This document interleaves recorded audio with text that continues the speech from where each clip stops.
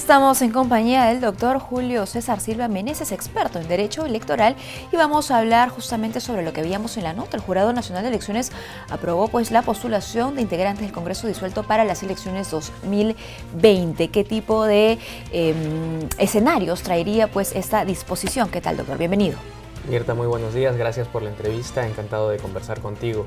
Efectivamente, el día de ayer se ha dado a conocer a través de una nota de prensa que el Pleno del Jurado Nacional de Elecciones ha resuelto, ha decidido por mayoría,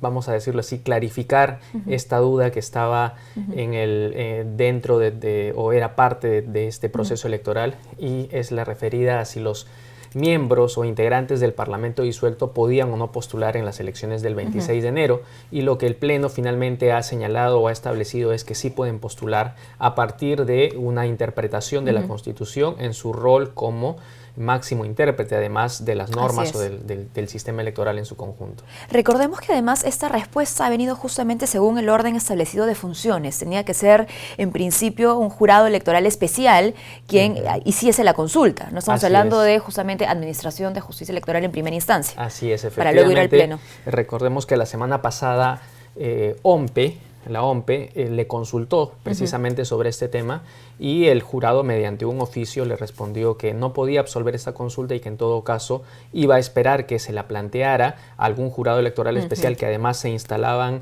el 7 de noviembre y que recién ahí, a partir de esa consulta, iba a emitir un pronunciamiento, una respuesta, y es lo que precisamente ha sucedido el día de ayer. Muy bien.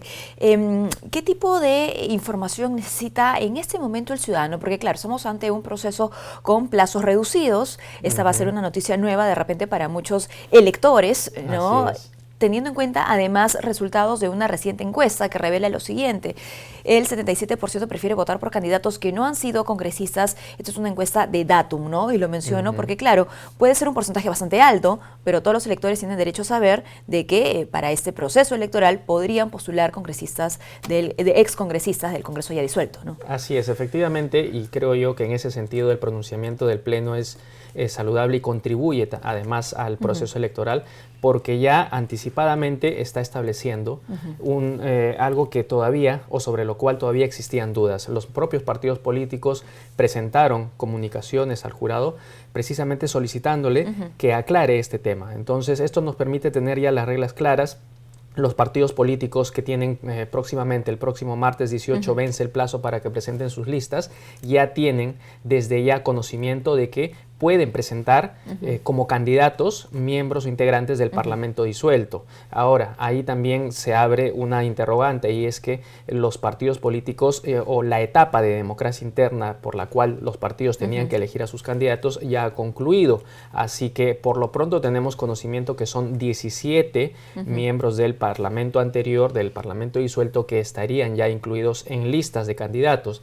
Pero creo yo que a raíz de este pronunciamiento, seguramente los partidos políticos, haciendo uso además de este derecho que tienen ellos de designar directamente, seguramente este número de candidatos exparlamentarios va a incrementarse. Claro, ahora, la manera también de elección de cada uno de estos candidatos al interior de las organizaciones políticas es importante, porque el plazo de democracia interna ya venció, ¿no es cierto? Ya pasó esa etapa, ya estamos en otra etapa, estamos ante la etapa justamente del vencimiento de inscripciones de listas el 18 de noviembre, y entonces, claro, si ya la democracia interna no es una posibilidad para aquellos candidatos que quieran sumarse a las listas, tendríamos que hablar de la designación directa. ¿Cómo funciona? Sí. Yo creo que en este punto, en esta etapa en la que ya nos encontramos post-democracia interna, el único mecanismo que tendrían los partidos políticos para, en todo caso, llevar a candidatos que son o han sido excongresistas del Parlamento disuelto, entonces sería la designación. ¿Cómo es que funciona la designación?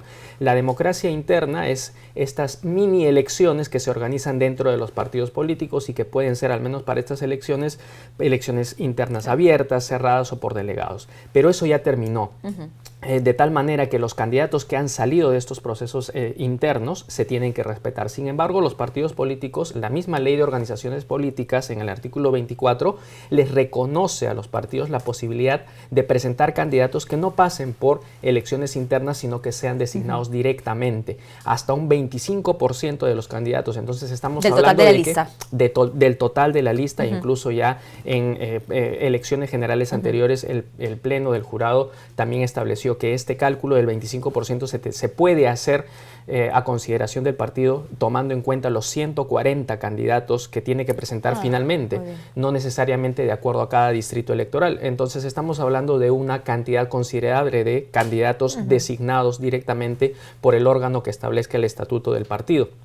Y esto seguramente, ante este escenario, ante este pronunciamiento del Pleno, va a permitir seguramente que algunos partidos, pues, si no incluyeron en elecciones internas a candidatos que sean o han sido excongresistas del Parlamento disuelto, entonces ahora tal vez mediante este mecanismo de la designación directa puedan hacerlo. Así que, como te decía, yo creo que los 17 que ya tenemos confirmados ahora, seguramente se va a incrementar. Muy bien. Lo que no podría pasar de ninguna manera, usted por favor confírmelo, es que alguna plaza de candidato escogido en democracia interna sea pues apartada, ¿no es cierto?, para darle lugar a otro candidato. Así es, efectivamente, Mirta.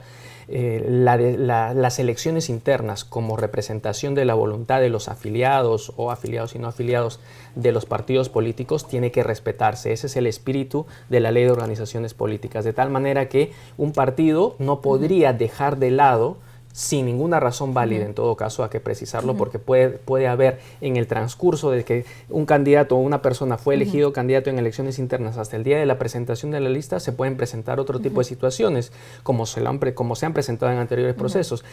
Por ahí el partido tomó conocimiento de que un determinado candidato tenía algún proceso o alguna sentencia condenatoria, por ejemplo. Entonces, eso invalidaría su candidatura y ahí se puede producir un espacio que puede ser completado con una designación directa. Pero la regla general es que los candidatos elegidos en democracia interna tienen que respetarse. Muy bien.